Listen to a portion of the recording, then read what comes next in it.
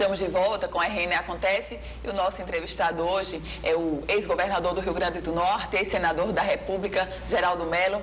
Senador, bem-vindo, boa tarde. Prazer estar aqui, Ana Ruth. Muito prazer. Começar essa nossa conversa puxando um pouco da experiência que o senhor tem no cargo do Executivo Estadual Potiguar para trazer a realidade local. O senhor já estava aqui no estúdio quando a gente trazia uma reportagem mostrando frustração de receita e as medidas adotadas pelo governador Robson Faria. Senador, o que fazer agora? Olha, eu não me sinto autorizado a orientar ninguém. O governador está, como a gente costuma dizer, com a mão na massa. Ele está sabendo onde é que estão os problemas e certamente, como qualquer um, empenhado em que as coisas deem certo. Como norte rio-grandense, eu torço para que deem certo mesmo. Cada qual no seu quadrado. Você sabe que eu também, eu fui um governador que enfrentei um tipo de dificuldade diferente. Além das dificuldades financeiras propriamente ditas, durante o meu governo eu convivi com 4 moedas diferentes. Cruzeiro novo, e não sei mais o que e tal. Então, a Constituição do país estava sendo feita, então já não estava mais, a legislação para obedecer já não estava mais valendo grande coisa. Então, foi um período extremamente difícil, né? E ainda tive, no fim, o azar de que, por razões políticas, o Banderni, que estava muito bem obrigado, muito bem, foi fechado por decisão política. Não foi por necessidade de nada, nem por dívida de banco, nem por coisa nenhuma. E eu tinha obrigado todas as fontes de recursos para efeito de garantir a probidade, a segurança no uso do dinheiro, que todo o dinheiro do Estado fosse reunido numa conta no Banderni.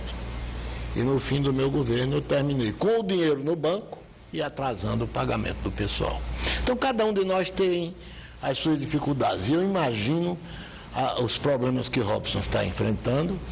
Torço para que ele encontre uma solução, mas acho que ele está atravessando um momento em que o Rio Grande do Norte precisa ser repensado. Repensado para que se redescubra a vocação do Estado. Eu já disse isso numa outra entrevista e vou repetir. Se você sair agora no seu carro para dar uma volta no interior, você vai sentir falta dos roçados que existiam antigamente, dos campos agrícolas cultivados. Não estão mais lá. Você vai ver casas no meio dos cercados onde não mora ninguém. Você teve um processo de mudança da ênfase da atividade do dia a dia do Rio Grande do Norte, e a vocação do Estado não está definida. Ele tem que descobrir qual é o seu rumo dentro da nova realidade que está se construindo no Brasil e no mundo. Então, eu espero que o governador tenha a oportunidade de estimular esse repensamento e essa discussão.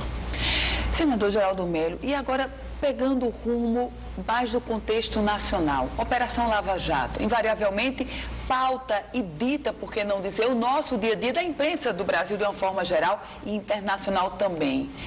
Qual o reflexo dessa Operação Lava Jato para o pleito que se aproxima, senador? Eu acho que muito grande, porque a Operação Lava Jato, como todos sabemos, que na minha opinião foi um dos mais notáveis e mais importantes acontecimentos da história recente do nosso país, ela contribuiu para desencadear a construção de um país novo. Esse país novo já nasceu. Aquele povão que foi para a rua, 6 milhões de pessoas num dia só, em paz, sem briga, sem encrenca, mas dizendo claramente o que queria. Esse povo é quem é o protagonista da construção do novo país. E a Operação Lava Jato ela é, na verdade, o nome de uma operação processual que reúne o que? Ministério Público, Polícia, Justiça, os advogados de defesa de quem está... Enfim, mas eu acho que ela vai ter um efeito muito grande, primeiro, e tomara eu que tenha, na cabeça do cidadão. Porque o cidadão brasileiro precisa ver que não são só esses caras que estão sendo presos que estão precisando de correção. Nós também. Quando a gente passa na rua e vê um carro, você vem com o seu carro, você quer entrar nessa loja, você só pode estacionar só na porta da loja. Se já tem um carro estacionado na calçada, você para em fila dupla. Você sabe que isso é proibido, mas faz. Quando esse cidadão sai do Brasil e chega nos Estados Unidos, lá é proibido também, lá ele não faz. Porque a lei de lá, ele acha que é para obedecer a lei daqui, não. Então, essa postura nós precisamos mudar também. E eu espero que isso já leve este ano o cidadão a pensar duas vezes antes de dar o voto dele, se lembrando de que esse povo todinho que está aí, recebendo essa rejeição que tem, esse povo todinho que está aí, foi colocado lá com o nosso voto. É preciso, portanto, que esse voto seja diferente agora. Senador, a Lava Jato gestou o processo de impeachment ou o senhor conceberia esse impeachment da presidente sem uma operação Lava Jato desse porte? Bom, a Operação Lava Jato foi o instrumento através do qual, à medida em que o Ministério Público examinava os documentos, a polícia fazia seus inquéritos, em que as coisas foram reveladas. Agora, esse impeachment, com ou sem Lava Jato, ele precisava acontecer. Porque eu me lembro muito bem, quando eu era senador, Fernando Henrique Cardoso, presidente da República, os meus colegas senadores do PT, sustentando no Senado que nós, ligados ao governo de Fernando Henrique, estávamos querendo privatizar a Petrobras, destruir a Petrobras, que era um patrimônio assim assado, maravilhoso, que tinha enfim, que nosso Senhor Jesus Cristo não ia aceitar que ninguém mexesse naquilo. E, na verdade, nem era verdade o que eles acusavam, não tinha ninguém pensando em privatizar a Petrobras, e parece que o que se desejava é que ela não fosse vendida para particulares para ser usada, privatizada por eles, que foi de fato o que aconteceu. Ela foi destruída. E veja bem, eu não gosto de me referir a pessoas, mas veja bem, o presidente Lula coloca a senhora Dilma Rousseff como ministra de Minas e Energia, com a imagem de uma gerentona, grande administradora, dirigindo um ministério ao qual estão ligados, entre outros, a Petrobras, a Eletrobras, a atividade de mineração, está tudo ali, porque ela era ministra de Minas e Energia. Enquanto o tempo passava, que o pessoal começou a destruir a Petrobras, a gerentona nunca viu. Porque quando você pergunta, não, ela não sabia. Lula, nem se fala, Lula não sabia de nada, sobre nada, mas ela não sabia do que estava se passando na Petrobras, no ministério dela. Até que um dia ela teve que sair desse ministério, saiu para um outro cargo. Qual foi? Chefe da Casa Civil e presidente do Conselho de Administração da Petrobras. E a Petrobras se acabando, e ela não notou. Um belo dia, ela assina um papel autorizando a compra de Pasadena nos Estados Unidos. Mas ela não tem culpa. Por quê? Porque ela só autorizou porque deram a ela um relatório mal feito. Tão mal feito que ela, quando ela saiu desse cargo, ela foi para outro, presidente da República. E o cara que fez esse relatório mal feito, ela botou num cargo de diretor muito importante dentro da estrutura da Petrobras. Então, de duas uma.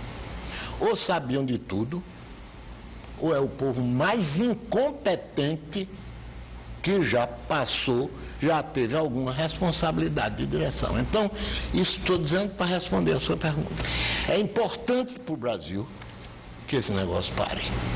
Senador, todo esse contexto que o senhor trouxe agora e essas denúncias pairando sobre o principal líder do Partido dos Trabalhadores, o ex-presidente Lula, o senhor acredita agora que o PT, ele vive um momento de estar se definhando? Tem esse contexto? Olha, Ana Ruth, essa é uma pergunta até cruel que você está fazendo a mim, porque você sabe muito bem da resposta. E vocês em casa sabem também. O PT é uma organização que nasceu bafejada por um sopro de grande esperança. Ele ia mudar esse país, mudar, como eles diziam na época, e tudo isso que está aí. Né? Mas o PT de antigamente é o PT que fez o impeachment de Fernando Collor, e quando foram ver o que é que Collor tinha direito como presidente afastado, que é o que Dilma é hoje, o presidente Lula, que não era presidente na época, ele deu uma declaração memorável. Então, quer dizer que Fernando Collor, depois de tudo isso, está querendo ir num palácio para morar? Se ele quer morar por conta do governo, arranja um apartamento para ele na Papuda. Essa era a visão do PT daquele tempo, de Lula naquele tempo. Hoje, como cortaram os excessos de uso dos aviões da FAB, e como não quiseram pagar as flores que compraram para o Palácio da Alvorada para cercar, servir, embelezar o ambiente onde está a presidente afastada, isso foi tido como uma coisa pequena, miúda, que não se pode fazer uma coisa dessas. Então, um partido que nasceu com essa proposta, ele é um partido que terminou sendo aí o grande artífice desse desastre. Além de ter sido o defensor, quase, me permita uma expressão, eu não vou usar, um defensor exagerado de uma posição doutrinária antiga demais.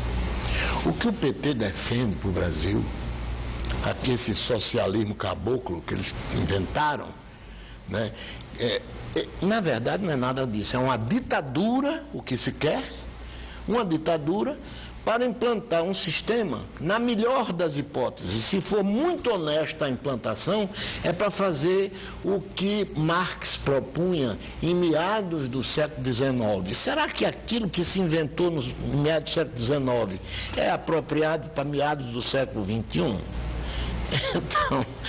Então, é uma proposta de atraso somente.